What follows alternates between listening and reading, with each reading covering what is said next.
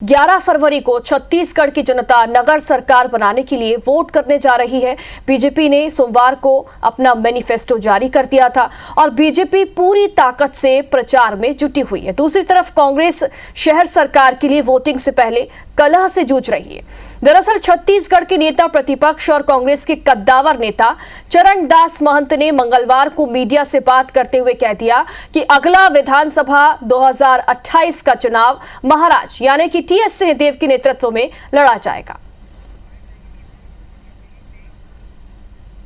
हमेशा गोकुल में हुआ है, सरगुजा के नेतृत्व में हुआ है, बस्तर के नेतृत्व में हुआ है। हम साथ रहेंगे, महाराज की अगुवाई में चुनाव लड़ेंगे। निश्चित रूप से हमारी सरकार बनेगी, कांग्रेस की सरकार बनेगी, प्रदेश में फिर कांग्रेस की।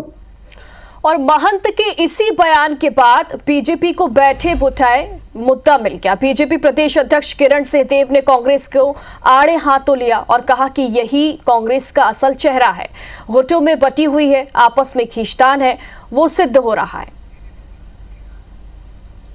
हाँ, तो अब ये कुल मिला के ये बातें तो जो हम कह रहे थे कि आपस में जिस प्रकार से खींचतान है वो तो सिद्ध हो रहा है और अब जनता के सामने भी आ गया। तो वहीं अब इस पूरे बवाल को लेकर कांग्रेस बचाव की मुद्रा में नजर आ रही है। पीसीसी चीफ दीपक बैज ने पत्रकारों के सवालों को टालते हुए कहा कि अभी विधानसभा चुनाव में 3.5 साल बाकी हैं। मामले पर महंत जी से पूछें तो ज्यादा बेहतर होगा। फिलहाल तो हम अभी तो नगरीय निकाय चुनाव लड़ रहे हैं, पहले नगरीय निकाय चुनाव लड़ ले, अगला चुनाव तो 3.5 साल बाकी। अब शायद महंत जी से पूछ लेते तो ज्यादा अच्छा होगा। और दीपक बैज के बाद पूर्व सीएम भूपेश बघेल ने भी इस बयान पर अपना रिएक्शन दिया। कहा कि प्रदेश में इस तरह घोषणा करना किसी के अधिकार में नहीं है। उनकी खड़गे जी से बात हुई होगी तो इसीलिए उन्हें इस बात की जानकारी है। देखिए, यदि उनके खड़गे जी से या वेणुगोपाल जी से बात हुई होगी तो मुझे नहीं मालूम, क्योंकि ये काम हाईकमान का है।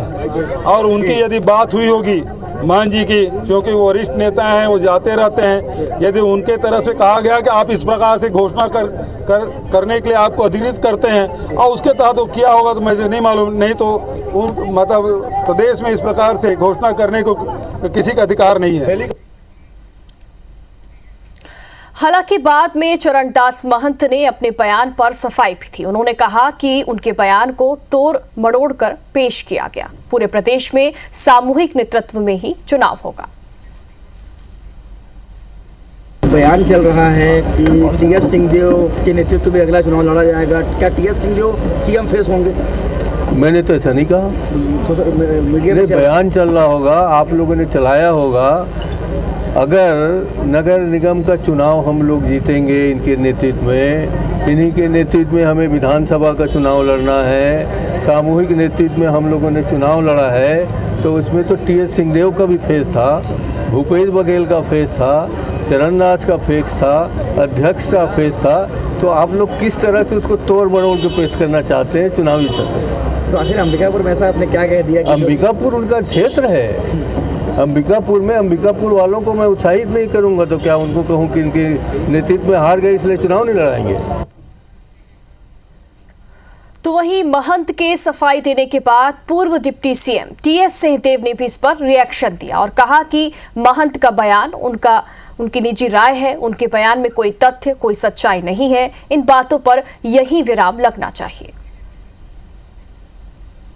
हम आप सब जानते हैं कि पार्टी का एक ढांचा है, एक स्ट्रक्चर है, और ये सब जो अति गंभीर जवाबदारियां हैं ये पार्टी हाईकमांड से आती हैं, पार्टी अध्यक्ष से आती हैं, खड़गे जी की तरफ से आती हैं। उनने जो भी कहा होगा लोकल स्तर की बात को लेके कहा होगा और कोई भी तात्विक बात इसमें नहीं है। इस बात पे यही विराम लगनी चाहिए, अन्यथा ये बातें दूसरे नज़रिए से देखे जाने लगती हैं।